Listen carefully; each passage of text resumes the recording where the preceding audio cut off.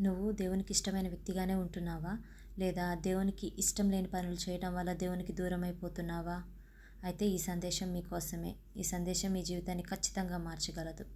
ఇలాంటి బలపరిచే సందేశాలు ప్రతిరోజు వినాలి అనుకుంటే నా YouTube channel mercy with Jesus official తెలుగుని ఇప్పుడే సబ్స్క్రైబ్ చేసుకోండి. ఈ సందేశం అయ్యేలోపు దేవుని వాక్యం ఖచ్చితంగా మిమ్మల్ని తాకగలదు. అత్యున్నత సింహాసనం పైన ఆసీనుడైన దేవ, ఈరోజు ఈ వాక్యం ద్వారా మాతో మాట్లాడి మీ ఇష్టానుసారంగా జీవించి మా జీవితాల్లో అద్భుతాలు చూడగలిగేలా మమ్మల్ని మలచండి ప్రభువా. ఈ వాక్యం ద్వారా సూటిగా స్పష్టంగా మాతో మాట్లాడమని నజరేయుడైన యేసుక్రీస్తు నామంలో ప్రార్థించుచున్నాను తండ్రి, ఆమేన్. మొదటిగా దేవునికి మనలో ఏం నచ్చుతాయో చూద్దామా? అవునండి, మొదటిగా మనలో దేవుడికి నచ్చేది ఏంటంటే నిజాయితీ అన్నమాట. మనుషులైతే రూపాన్ని చూస్తారేమో కానీ మన దేవుడు హృదయాన్ని చూస్తాడు. దొంగ త్రాసు యెహోవాకి హేయమని సామెతలు 11:1 ఉంది చూసారా? దేవునికి అలాంటి మోసబుద్ధులు కలవారంటే అసహ్యం అంట. అసలు నిజాయితీ అంటే ఏంటో తెలుసా అండి? నిజాయితీ అంటే ఎవ్వరూ చూడనప్పుడు కూడా ఎలాంటి తప్పు చేయని వాళ్ళు ఉంటారు చూసారా?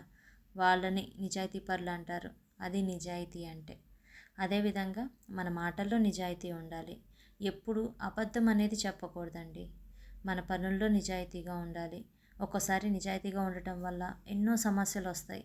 ఏం కాదండి, దేవుడు అన్నీ చూస్తాడు. దేవుడికి అలా నిజాయితీగా ఉంటేనే చాలా ఇష్టం అనమాట. అలాంటి వాళ్ళని దేవుడు చాలా ఇష్టపడతాడనమాట. దేవుడు సత్యస్వరూపండి. కాబట్టి ఆయన పిల్లలమైన మనం కూడా నిజాయితీగా ఉండాలని కోరుకుంటాడనమాట. ఎవ్వరు చూడట్లేదు కదా, ఏముందులే ఈ చిన్న తప్పు చేస్తే ఏంటి అనేసి చిన్న చిన్న తప్పులు కూడా దేవునికి నచ్చవన్నమాట. అలాగా తప్పు ఆలోచనలు కానీ తప్పుడు పనులు చేస్తే మాత్రం దేవుడు అన్నీ చూస్తున్నాడు. అన్నీ దేవునికి తెలుసు. దేవుణ్ణి మోసం చేయాలని అసలు ఎప్పుడు అనుకోకూడదండి. మనుషుల్ని మనం మోసం చేయగలమేమో కానీ దేవుణ్ణి మోసం చేయగలమా చెప్పండి? రెండవదిగా మనం చూసుకుంటే దేవునిపై పూర్తి నమ్మకం ఉంచాలంట. అదేనండి విశ్వాసం.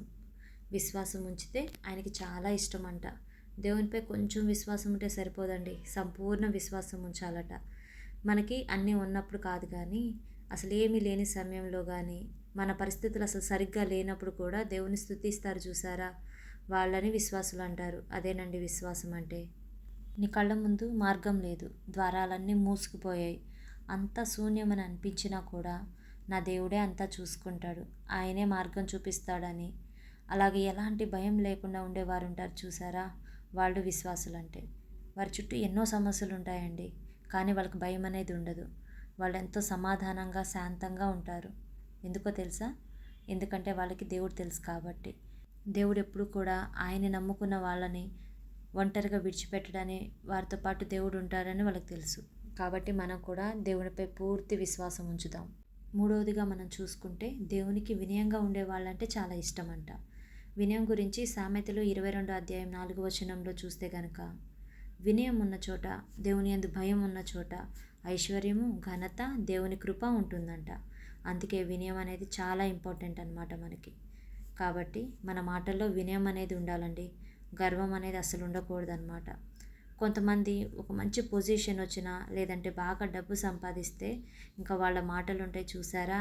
ఇదంతా నా టాలెంట్ వల్లే వచ్చిందనేసి మిగిలిన వాళ్ళని కూడా చాలా చిన్న చూపు చూస్తూ ఉంటారండి. వాళ్ళకంటూ ఒక ఈగో వచ్చేస్తుంది. క్లియర్గా చెప్పాలంటే కళ్ళు నెత్తికెక్కాయి అంటారు చూసారా? అలా ఉంటారనమాట. దేవుడు చెప్తాడు కదండి, తనను తాను తగ్గించుకుంటే హెచ్చింపబడతారనేసి. తనను తాను హెచ్చించుకుంటే తగ్గించబడతారు అని. ఒకవేళ నువ్వు ఒక మంచి పొజిషన్లో ఉంటే ఇలా చెప్పు, ఏమనంటే దేవుని మహాకృప వల్ల ఇది సాధ్యమైంది అని. అంతేకాకుండా పక్కవారిని కూడా ఎప్పుడు చిన్న చూపులు చూడొద్దండి. గౌరవించడం నేర్చుకోండి. పెద్దవాళ్ళంటే రెస్పెక్ట్ ఉంచండి. అదేవిధంగా కొంతమంది సహాయం చేసి ఏం చేస్తారండి, పొగడ్తలను ఎక్స్పెక్ట్ చేస్తూ ఉంటారు. దేవుడేం చెప్పారండి, ఒక చేత్తో సహాయం చేస్తే వేరే చేతికి తెలియకూడదన్నమాట. మరి మనం ఏం చేస్తున్నాం? కాబట్టి మనం వినయం కావాలని దేవుణ్ణి అడగాలన్నమాట. వినయంగా ఉండడం నేర్చుకోవాలి మనం. నాలుగవ చూసుకుంటే మనం పవిత్రంగా ఉంటే దేవునికి చాలా ఇష్టమంట.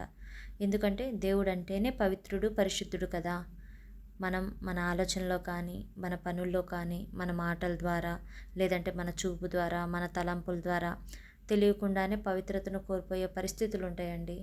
ఎందుకంటే ఈ లోకమంతా అపవిత్రతతో నిండిపోయింది కాబట్టి మనం ఏం చేయాలంటే వీటన్నిటి విషయాల్లో చాలా పవిత్రంగా ఉండాలండి.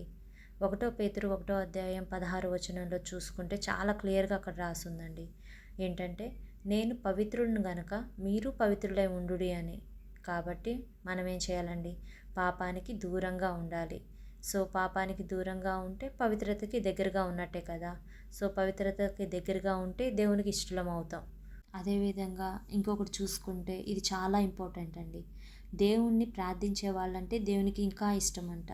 సో ప్రార్థన అంటే దేవునితో మాట్లాడడం అండి. ఒక తండ్రి తన పిల్లలు తనతో మాట్లాడుతూ ఉంటే ఎంతో సంబరపడిపోతూ ఉంటాడు. వాళ్ళతో ఇంకా ఎక్కువ టైం స్పెండ్ చేయడానికి చాలా ఇష్టపడుతూ ఉంటాడండి. అలాగే దేవుడు కూడా మన ప్రార్థన ద్వారా మనకున్న ప్రతి బాధని, భయాన్ని, కష్టాల్ని, మనకున్న ప్రతి అవసరాల్ని, మన సంతోషాల్ని ఆయనతో పంచుకోవడం, ఆయనతో ఇలాగ టైం స్పెండ్ చేయడం అంటే ఆయనకి చాలా ఇష్టం అండి. అసలు ప్రార్థించడం వల్ల ఎన్నో లాభాలు కూడా ఉంటాయండి. మన విశ్వాసం పెరుగుతుంది. మనకు అసాధ్యమనే వాటిని కూడా దేవుడు సాధ్యం చేస్తాడండి. దేవునికి చాలా దగ్గరైపోవచ్చు. దానివల్ల సమాధానం ఉంటుంది. అసలు భయం అనేది పోతుంది. బైబిల్లో కూడా అండి చాలామంది ఎన్నో పొందుకున్నారు ప్రార్థనల వల్ల. ఏలియా తెలుసు కదండి అందరికీ. ఏలియా అయితే ప్రార్థన ద్వారా 3.5 సంవత్సరాలు వర్షం ఆపేయమంటే దేవుడు ఆపేశాడండి. రానియకుండా చేశాడు 3.5 సంవత్సరాలు. మళ్ళీ ప్రార్థించగా వచ్చేలా చేశాడు. ఇది ప్రార్థన వల్లే సాధ్యమైందండి. మనం చేయగలుగుతామా? మనుషులు చేయగలుగుతారా? మీరే చెప్పండి. నెక్స్ట్ హన్నా ఉంది చూసారా? ఆవిడ కూడా అంతేనండి. ఆమెకు అసలు పిల్లలు లేరు. గొడ్రాలు అనేసి ఎంతోమంది నిందించారు ఆమెని. ఎంతో బాధపడింది. కానీ ఆమె కన్నీళ్లతో దేవుని ప్రార్థించింది. అప్పుడు ఎంత గొప్ప అద్భుతం జరిగిందండి. సమూయేలు వంటి గొప్ప ప్రవక్త, గొప్ప వ్యక్తిని దేవుడు హన్నాకి దయచేశాడండి. అంతెందుకండి, మన యేసు ప్రభువాన్నే మనం చూసుకుంటే ఆయన ప్రతిరోజు దేవుని ప్రార్థించేవాడండి. ప్రతిరోజు చేసేవాడనమాట ప్రార్థన. ఆయన దేవుడి కుమారుడు కదా, ఆయనకి ప్రార్థన అవసరమా అని అనుకుంటాం. కానీ ఆయన మాత్రం ఎప్పుడు కూడా ప్రార్థన ఆపలేదండి. కాబట్టి ప్రార్థన ద్వారా దేవుడితో మాట్లాడొచ్చని మనం ఇక్కడ తెలుసుకోవాలన్నమాట. మనకు అది అర్థమవుతుంది. కాబట్టి ఈరోజు నుంచి కనీసం ఒక 5 నిమిషాలు లేదంటే ఒక 10 నిమిషాలైనా మనస్ఫూర్తిగా దేవుడితో గడుపు. ఒక ఫ్రెండ్ లాగా లేదంటే ఒక ఫ్యామిలీ మెంబర్తో ఎలా మాట్లాడతావో అలానే దేవునితో మాట్లాడడం ప్రారంభించు. ఈరోజు అంతా కూడా నీ విషయంలో ఏం జరిగాయి అవన్నీ కూడా ఆయనకి చెప్పు. నీ సంతోషం గురించి, నీ బాధలు ఏమైనా ఉంటే ఆయనతో పంచుకో. మనసు ఎంత ప్రశాంతంగా అవుతుందో నీకే అర్థమవుతుంది. అలా నువ్వు ప్రతిరోజు చేస్తూ ఉంటే కనుక దేవునితో మాట్లాడడం నీకు అలవాటుగా మారుతుందన్నమాట. లేదంటే నీకు ప్రార్థన ఎలా చేయాలో నీకు తెలియకపోతే ఇలా ప్రార్థించు. ఫస్ట్ ఏం చేస్తావంటే దేవుణ్ణి బాగా స్తుతించు. నీ విషయంలో దేవుడు చేసిన మేలులన్నిటిని కూడా దేవుడికి చెప్పి కృతజ్ఞతాస్తుతులు చెల్లించుకో. ఇన్కేస్ నువ్వేమైనా తప్పులు చేసుంటే వాటన్నిటిని కూడా దేవుని సన్నిధిలో ఒప్పుకో. తర్వాత నీ గురించి, నీ కుటుంబం గురించి, ప్రస్తుతం నువ్వున్నటువంటి ప్రతి పరిస్థితిని వివరించు. అదేవిధంగా అందరి గురించి కూడా ప్రార్థించు. ఇలా కనుక నువ్వు ప్రతిరోజు ప్రార్థన చేస్తూ ఉండి వాక్యం చదువుతూ ఆ వాక్యానుసారంగా నువ్వు జీవిస్తూ ఉంటే మాత్రం దేవుడు ఖచ్చితంగా నీ విషయాల్లో అద్భుతం చేస్తాడు. నువ్వేం చేస్తావంటే వాక్యం చదివే ముందు దేవుణ్ణి ఇలా అడుగు. ఈ వాక్యం ద్వారా నాతో మాట్లాడు ప్రభువా అని అడుగు. వాక్యాన్ని అర్థం చేసుకునే జ్ఞానాన్ని నాకు దయచేయమని అడుగు. ఇలా కనుక నువ్వు చేస్తే నీ జీవితం ఖచ్చితంగా మారుతుంది. ఎంతో సమాధానాన్ని కూడా నువ్వు పొందుకోగలవు. ప్రతిరోజు నేను చెప్పినట్టు చేస్తే దేవునికి నచ్చే వ్యక్తిగా నువ్వు ఖచ్చితంగా మారుతావు అన్నమాట.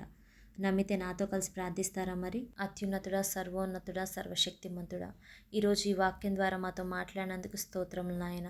నీకు నచ్చే విధంగా ఎలా ఉండాలో, ఏం చేస్తే మీ ఇష్టానుసారంగా ఉంటామో మాకు తెలియచేసినందుకు స్తోత్రములు తండ్రి. అవును ప్రభువా, ఇదే విధంగా ఈ ప్రార్థనలో ఏకీభవించిన ప్రతి ఒక్కరిలో వినయాన్ని, నిజాయితీని, నీ మీద సంపూర్ణ విశ్వాసాన్ని, పవిత్రతను, మరీ ముఖ్యంగా నిన్ను ప్రార్థించే వారంగా ఉండేలాగా మమ్మల్ని అందరినీ కూడా మలచండి ప్రభువా.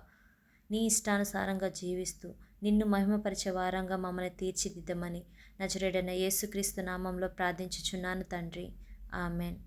అదేవిధంగా రేపు సాయంత్రం 5 గంటలకి దేవుడికి ఏవంటే నచ్చవో వాటి గురించి నేను వీడియోని అప్లోడ్ చేస్తాను. ఆ వీడియోను కూడా అందరూ కలిసి విని దేవునికి నచ్చే విధంగా జీవించాలని మనస్ఫూర్తిగా కోరుకుంటున్నాను. ఈ వీడియో ద్వారా దేవుడు మీతోనే మాట్లాడారు, మీకు చెప్పారని భావిస్తే నా యూట్యూబ్ ఛానల్ని ఇప్పుడే సబ్స్క్రైబ్ చేసుకోండి.